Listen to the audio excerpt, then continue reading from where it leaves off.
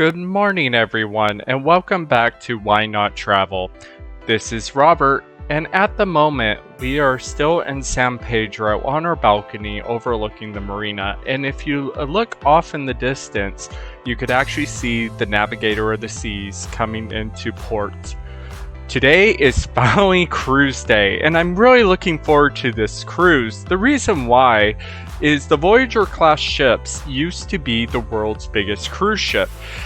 And I remember when I was a kid seeing it in the Guinness World Book of Records and saying to myself, one day I will sail on a Voyager class ship.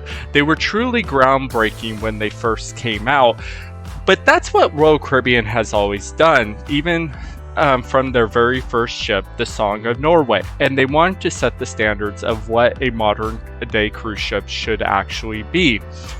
So, with that said, today is a very exciting day for me. I haven't been on RCL since 2008 on my Alaskan cruise on Serenade of the Seas.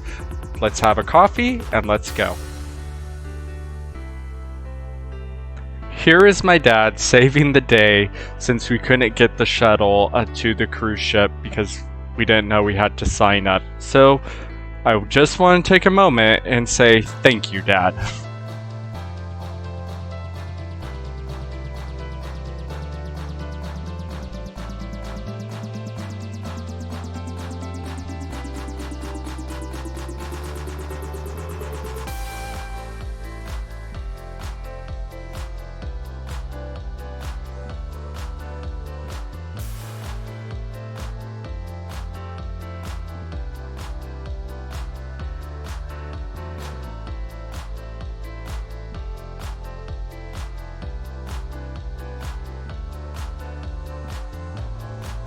Once at the port, you start the very fun process, in quotations, of checking in to board the ship, which starts with a line to get to security.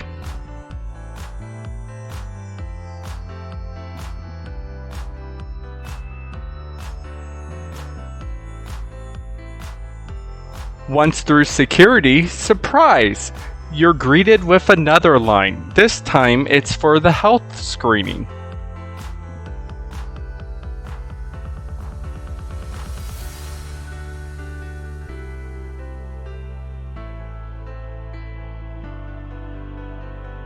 Once through the health screening, you guessed it, another line, this time to check your travel documents and boarding passes to be allowed to board the ship.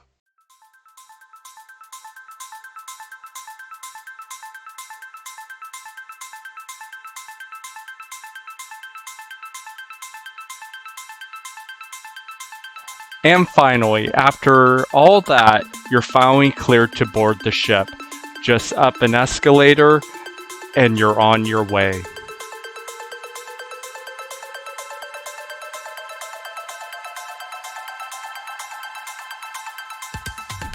And there she is, the Navigator of the Seas.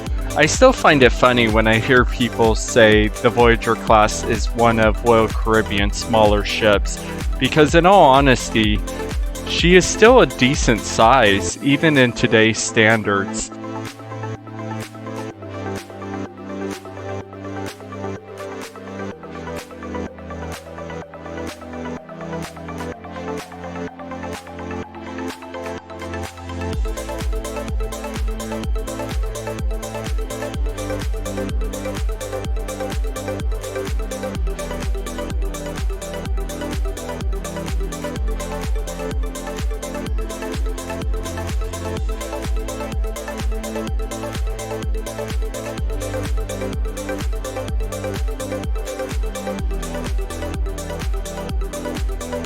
We are finally on board the Navigator of the Seas, and the first thing we did was celebrate. Mainly because we could finally take our mask off. Yes, that is correct. We had to wear a mask in the cruise terminal, but not on the cruise ship. It makes no sense. But I digress. With a magic wave of Jesse's hands, we finally see the interior of this beautiful ship.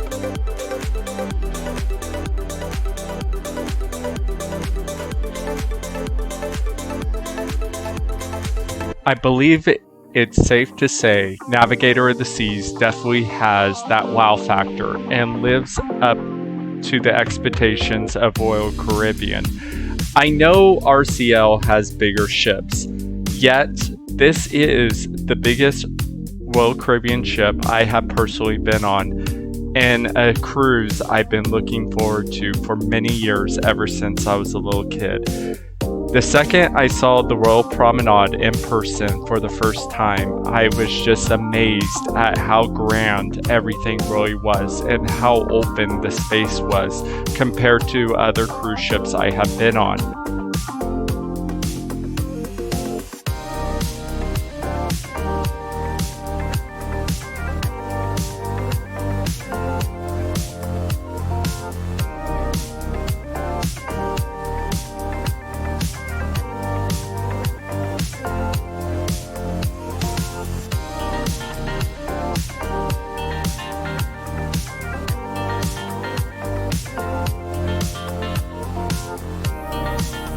From the Royal Promenade, we ventured up to Deck 11 where the main pool is.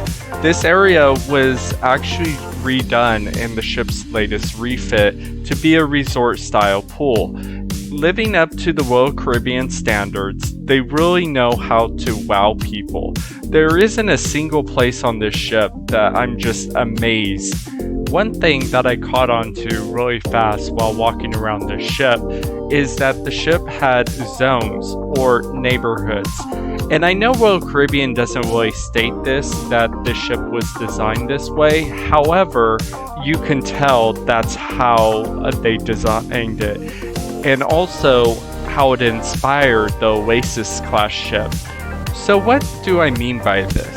Well, for example, the main sports area where the rock climbing wall is, the basketball courts, the water slides, and the flow rider is actually 2 decks higher up from the main pool on the aft of the ship. You cannot see this area from the main pool or vice versa. Also, you cannot see the adult area, the solarium, from the main pool, and vice versa once again. And then on the lower decks you have the Royal Promenade. So the ship, since it has its zones, actually makes it feel a lot bigger than it actually is. Not understating that this was once upon a time the world's biggest cruise ship, but even to this day it seems huge. Believe it or not, the Voyager class ship is actually about the same size as the Carnival Vista class. And I even had a hard time believing that because the Voyager class seems to be a lot bigger just because of how the ship is laid out. And yet, it's not.